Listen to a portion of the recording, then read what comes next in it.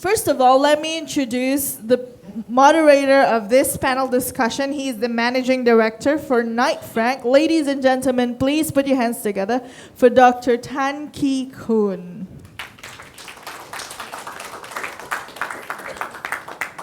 Excuse me. All right.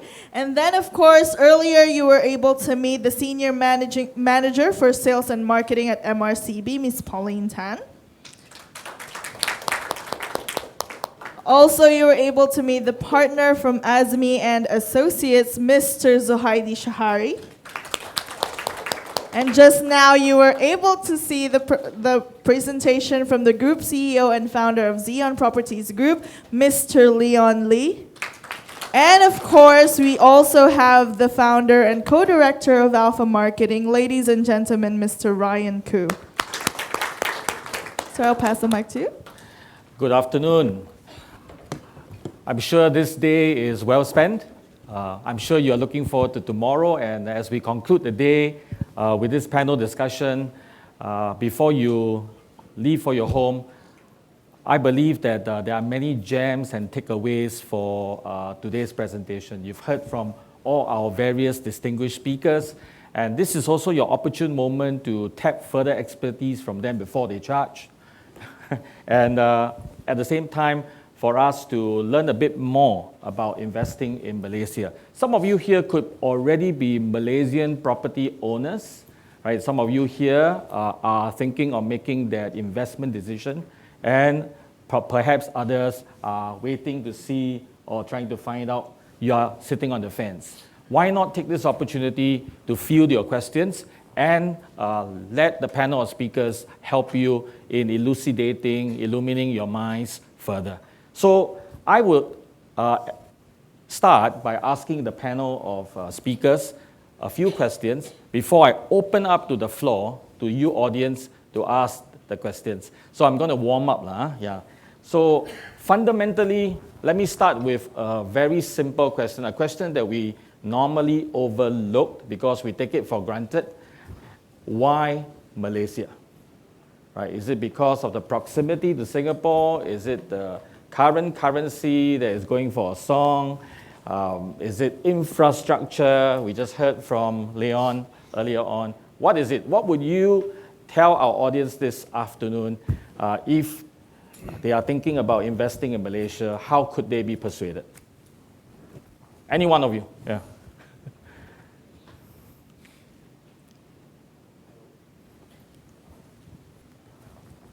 Hello. Yeah, okay. Ryan here. Okay, why Malaysia? I think many of you in the room have some roots to Malaysian, right? Either your father or mother is Malaysian, you are Malaysian, you are ex-Malaysian, your friend is Malaysian, your wife is Malaysian, right? That kind of scenario happens. So Malaysia, of course, has a very strong cultural affinity to Singapore.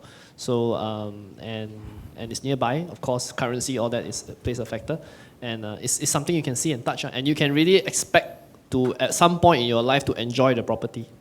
Right? If you buy UK or Philippines or Japan, I don't think you are going to stay there, right? If you want to go UK, you have gone already, you will not be here. Right? So that's my point. Right?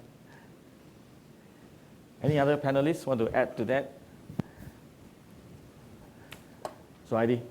Yeah, I would like to say two words. It's cheap and the potential.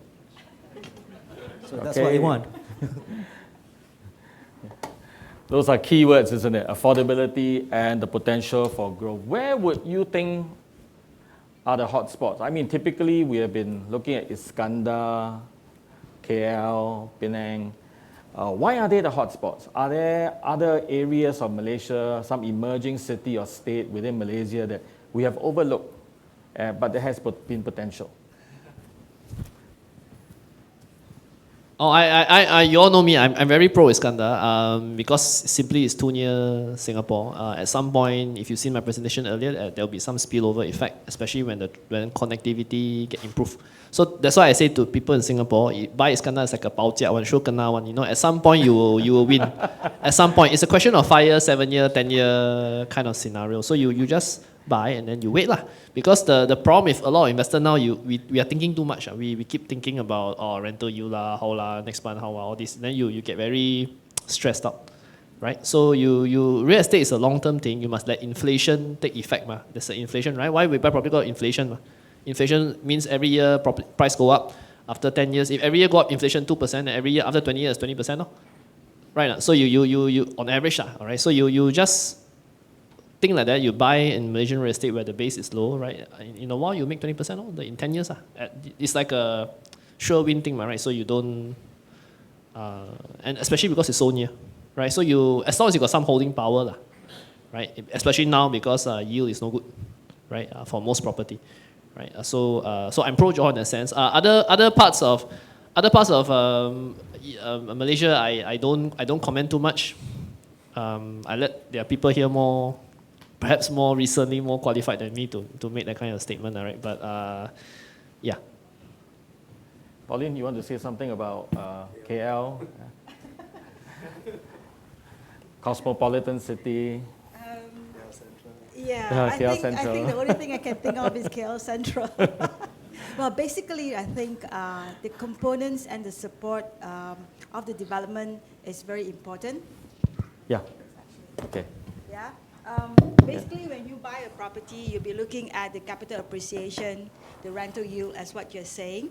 Well, it depends on what you're buying. Some are actually going for commercial, and some are going for residential. So ultimately, I think the type of development and the type of support at the surrounding development is very important. That can actually, it can actually, how shall I say, determine your capital appreciation and also your rental yield, right? So I wouldn't want to go back to say like KL Central. Leon, a word on Penang. I've heard for a long time that Penang is meant for second home, for owner occupation. So if I'm a Singaporean, I'm buying into Penang, it's probably second home for owner occupation. KL, on the other hand, I've been told, right, for a long time, it's for investment. Do you see this to be true, or is there something else? Actually, it's like what Pauline said is quite true.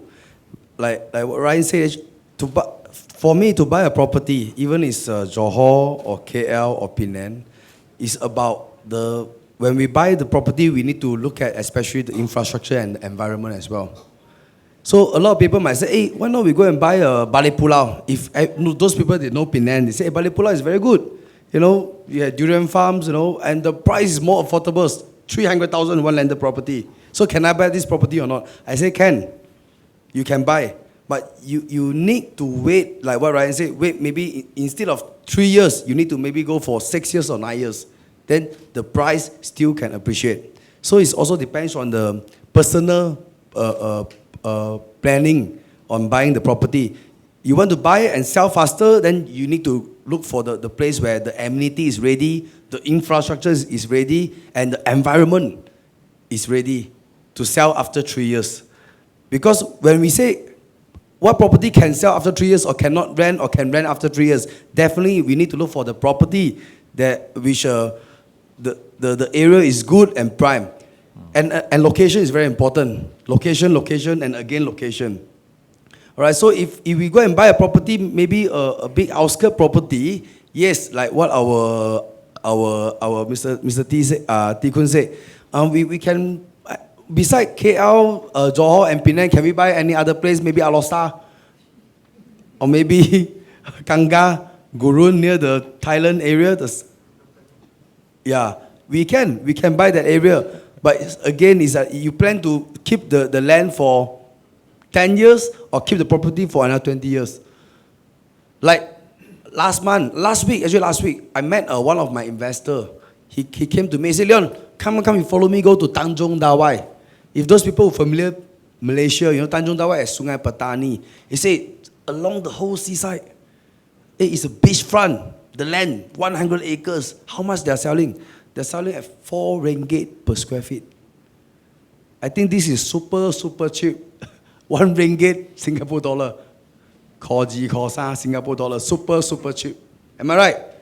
You can buy. And he asked me, Leona, what do you think this one? I say, you want to put this money for how long? If you want to put for 3 years, you plan to sell faster, or you plan to do development, I say cannot. If you say, okay lah, since I got extra money, I want to put for 10 years later, only I come in to see the development. I say can. Because actually, if you drive, it's 1.5 hour, 2 hour from Penang to this Tanjung Dawai, the beachfront area. But if you take the boat, it's 30 minutes from our Strait Keys area, the Tanjung Tokong area. We take boat to this Tanjung Dawai. It's actually 30 minutes. I said, it is actually another, you can build a water villa. Then you can park your own boat there. And I can sell you easily maybe 600,000 ringgit Malaysia, 200,000 Singapore dollar. And you say you own a water villa and you can park your own boat. Oh, all right. Thank you. Thank you. Words of wisdom from a developer. Maybe before I open up to the floor, Zuhaidi, is there anything particularly from a legal point of view to look out for in purchasing a Malaysian property?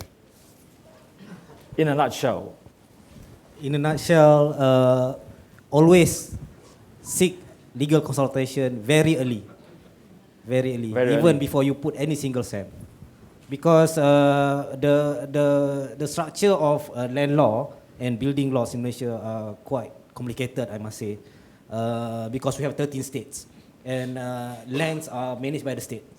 So each state will have their own matter. Like Pauline will have to handle all issues in KL. You know, you have Penang law and Johor. They are all different. Of course, there's a unified law under the National Land Code. And also, most of the new developments are stratified developments. Strata development. You don't want to be caught with element of surprises. So, even though there's the government tries to regulate contracts for end buyers, but of course, you know, when the buildings are completed, then you start coming in or you start putting in tenants, then you are shown with different kind of like payments required from authorities, from your building managers and other things. So be prepared very early in your transaction. Okay, the key takeaway, be prepared very early, take legal counsel early, right? Don't wait till you already bought the place or you're already into it. From your preferred lawyer, of course. What are the differences between the different states? How should I say it? Lands are managed by the state. Okay, so it's up to the state what they want to do a particular zone or how they want to subdivide. And even though the matter of subdivision or the matter of dealings with the lands are under a uniform law, but approvals, for instance, are given by the states, by the districts. So before you start renovating or before you start putting up building or putting up your business, you need to approach each state and each district. So those are the things. So you need to go down to the respective. For foreigners, typically there's some differentiation. Like Johor, you have to pay, foreigners have to pay a 2% levy on the purchase price whenever you buy a property in Johor. KL, I think the levy is a very small figure, and Penang is what 3% now. Penang is 3%, and there's a state consent 10,000. So there's different, in that sense, there's different rules for foreigners, right? And then Penang minimum landed for foreigners 2 million, 1 million for apartment. Johor is 1 million straight regardless, right? Malacca still use the old rule, which is 500K, I think. And all the Perak, all that still 500K. And then the Bumi quota also different in different states, right? So there are some differences like that. Nothing too major. So, yeah. Thank you. Questions from the floor? Yes, sir. Just have a quick question. Should Singapore investors in particular have any concerns regarding the political situation in Malaysia and how that may play out, over the next 3 years in terms of the Okay, I get this question all the time. This morning I had a very big debate with one guy about this thing. Not the same guy, right? Not the same guy. Not the same guy. No, it's basically 1MDB or that, right? You don't need to hide in the room, right? So it's 1MDB and people don't like 1MDB and people don't like Najib. Okay, I understand. But you must understand, relatively speaking, Malaysia Singapore very stable, right? very stable. Then you compare, you have Thailand, for example, where you have a military coup all the time. It's still a military government today. And people tell me Malaysia got no political succession. I ask you, what is the political succession for Thailand? You look at Cambodia, people buy Philippines and the lesser developed countries, right? And people don't ask me whether political safe or not safe. I say, then why Malaysia political not safe compared to these countries? So I say, in that sense, Malaysia is very stable compared to all these countries. Okay? And then they say, if Najib gonna kick out, then chaos and anarchy will consume Malaysia. Well, that's nonsense. I mean, why would that happen? Right? We don't have a military, they go around shooting people. We don't have a violent rioting in the street. We got no sniper that hide and shoot people rioting. So why do you think that Malaysia will descend into chaos and anarchy if political power will change? No reason. People just speculating. So I don't think politics is in that sense an issue for Malaysia. Government transition, if any, if it happens, will be relatively peaceful. Relatively, of course, some people will protest, but relatively peaceful. We won't have like a violent kind of thing. Yes, sir. Yes, when we buy the commercial property, is it necessary to pay the GST? Yes. Yes. Yes, any commercial properties, there will be the 6% GST involved. Yes, you have to. Let's say if you buy it, you sell, you set up a company to buy this property, we can claim back it when you sell. Can you claim back if we register as a GST company? You can claim back only if you are a registered GST company. So if you are an individual, if you pass certain threshold, then you can register lah.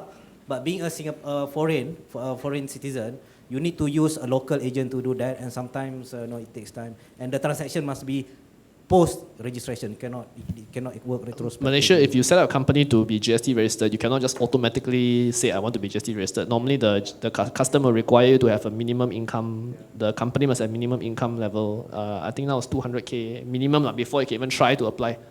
But actually, it's 500,000. You automatically get registered as a GST company. But if you below 500,000 at 200, you can try and apply and see whether they give you lah. Right, so if your company new, no revenue, and then you cannot be GST registered, then you cannot claim back. Sir, this gentleman first, if you don't mind. Yeah, just want to find out this ringgit, where is it heading? It says 10 years time, 2025. 2025, 9 years away. You want a guess or an opinion? No, you see, all this.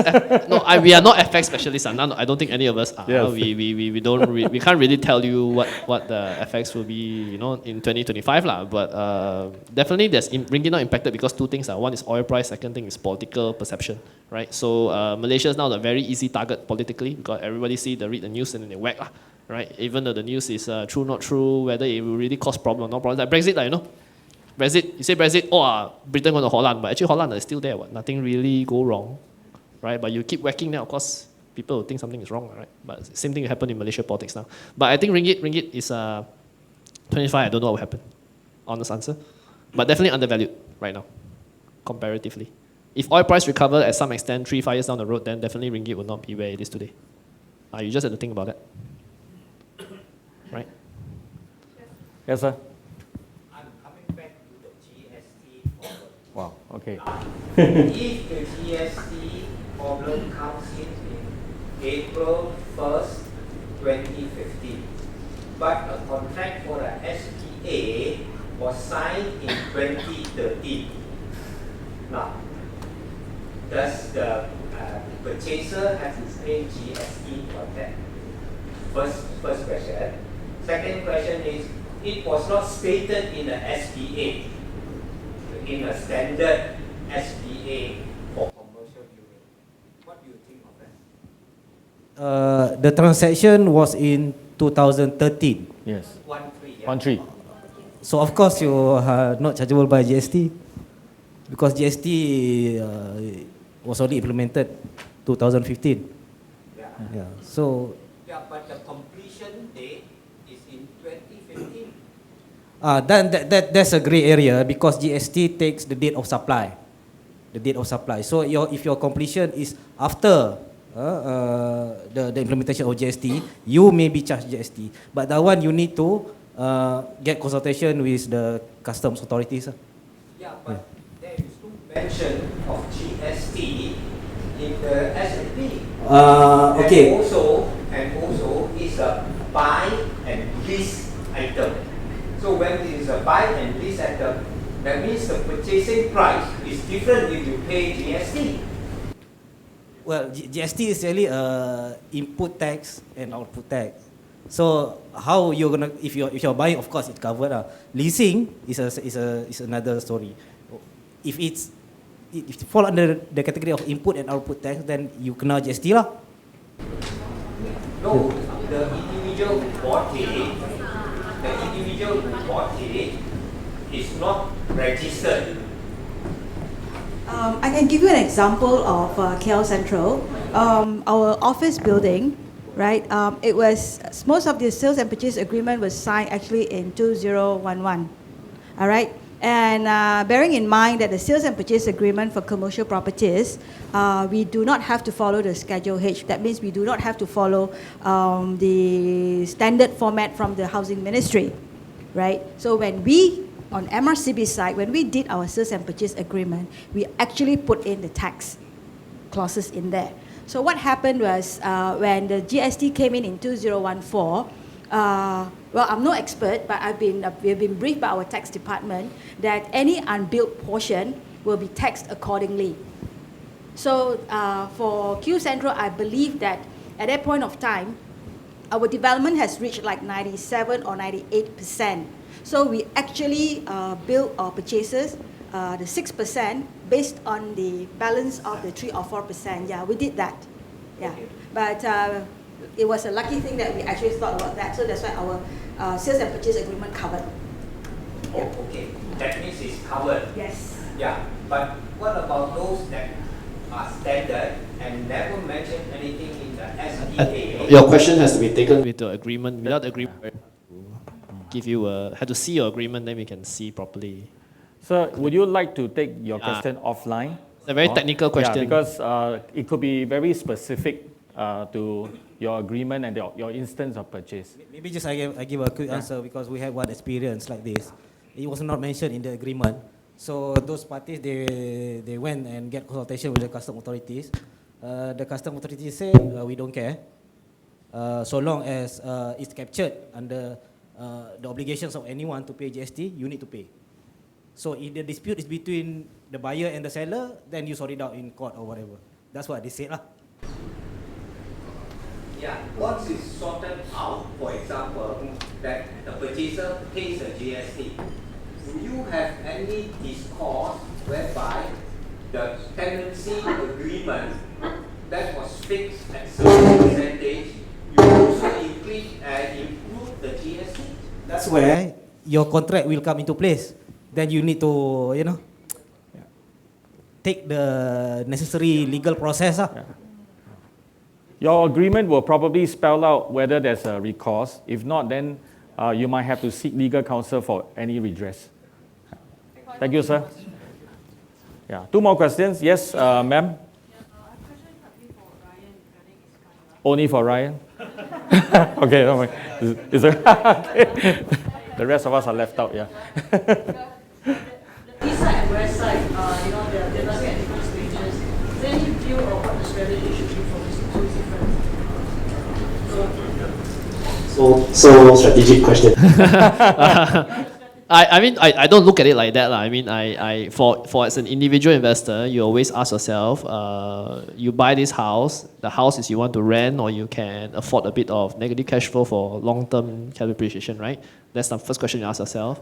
Then you see which area got which price range that you're okay. Then you go the area, you decide whether the target tenant is someone you can get, you cannot get, right? And then you decide, then you make the decision, right? Whether east or west. Depends on your familiarity with the place, right? Traditionally, JB is a little bit more east East developed, but West is where a lot of focus came in the past few years.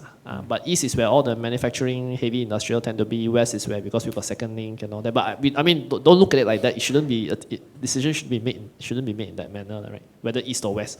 It should be where you're familiar, what's your budget, what's the target tenant, right? What type of property you want to buy. Look like you think along those lines rather than East or West, right? Or North or South, you don't do that. Right? Okay, thank you, Ryan. One more question? Yes, sir, right behind. Okay, hi. So recently I read an article on The Edge, so basically talking about developers mostly not targeting the mass market. So in your view, do you think that for an average Malaysian, the property price is sustainable? Because I mean, there's a concern that if things get a bit too offhand, the government may step in, and as a foreign investor, I mean, the property prices will definitely have some effect as well. I mean, from our point of view, the prices are like, we're not sure we're buying at the top or not, or, you know, that's our main concern. So just like we'll hear your views about that.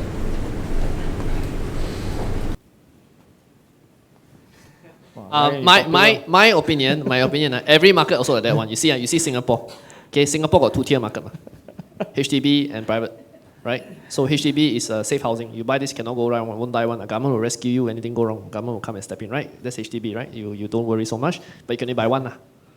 Right now, that's the problem, right? So, and your second-tier market is private law where anything can go wrong, right? Like now, right? So a lot of things go wrong, especially if you bought District 9, 10, 11, correct? A lot of people lose money now in District 9, 10, 11. So that's Singapore. So Malaysia also, or any other country also same issue. The problem with Malaysia is, or with many countries, is that foreigner typically cannot buy all this, what we call mass market housing, to protect local, right? Otherwise, you all Singapore dollar times 3, right? They all the local die, right? So they cannot fight with you, right? So foreigner typically only buy the higher end market housing. That's what you see in most countries, right? There's some control in that sense, right? That's why in Johor, for example, you cannot buy below 1 million ringgit.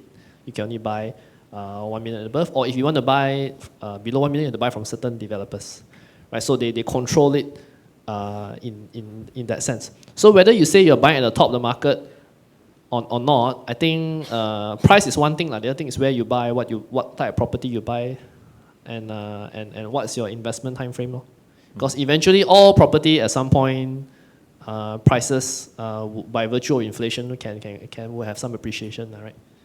So that's one thought process to consider, right? And longer term potential of that city or country versus other parts of the world, right? Malaysia, one thing good is you compare the rest of Southeast Asia, our price per square feet of real estate is very, very low for this. So the other objective you can try is you buy somewhere where you are near the local threshold, right? If let's say minimum price for foreigner is 1 million, then you buy near 1 million, 1.0 something, right? At some point, the ability of local to hit 1.0 something will be much better, right? You don't go to 3 million, 4 million kind of scenario. That's one thought process. But that's a good question. But it's a question that happens in many countries. It's not a Malaysia or Singapore only problem. Follow up. Just because you mentioned about the minimum pricing, right? Yeah. So currently, because of the current exchange rates, are there any concerns that this minimum purchase price will be raised because of the current exchange? So that's possible. So what Nikki says is possible. That means last time it was 500,000, now 1 million. Can it be 1.5 million or 2 million in the future? Maybe. That's called cooling measure, right? All government can add new cooling measure, right? Today, ABSD for foreigners 15%. Next day, ABSD could be 30%, right? What's to say that Singapore government cannot do that? They can. So Malaysian government can also do some kind of new ruling to try and clamp down on all these things. So the other perspective is that 1 million ringgit is actually effectively about 300 over 1,000 Sing, right? Which is not, in today's context, not that much money, right? For what you buy, right? So why I've always been pro Johor, right, or pro Iskandar, is because if you consider that we are only about 20 kilometers away and the price difference is so big, right? The chance that there will be end user coming from Singapore one day is quite high. Right? Because again, not all Malaysian can afford to buy Singapore. Not all Singaporean can afford to buy second or third or fourth property. right? So that chance for the Singapore spillover into JB is actually quite strong, right? So 300,000 Sing only, not very much. So the ability for this spillover to happen is quite high at some point. That's why I say if you put the money in JB, you wait a little bit, right? There's some opportunity to catch it when this gap can be tried to be leveled, right? So that's what I mean. But if government keep changing rule, then of course cannot help it. These are all risks, right? Political risks, right? You ask the foreigners who bought into Singapore, those days no ABSD, no SSD one, then what happened now? So they say Singapore government flip-flop. Last time don't have such thing, now I can. So from their perspective, Singapore government flip-flop, right? It's not, right? You will say no, right? Oh, no, this is to protect, you give your own excuses, right? But from their perspective, Singapore government changed their mind on how these rules work. So same thing happened in Malaysia. Yes, there risk is there. Yeah, there is there. Yeah. All right. So Thank you very much. Thank you so much, ladies and gentlemen. Our panelists, Mr. Ryan Khoo, Leon Lee, Zuhaidi Shahari, and Ms. Pauline Tan, and of course our moderator, Mr. Tan Tee Khoon. If you have any questions, you can take offline. I think our panelists and moderators will be available.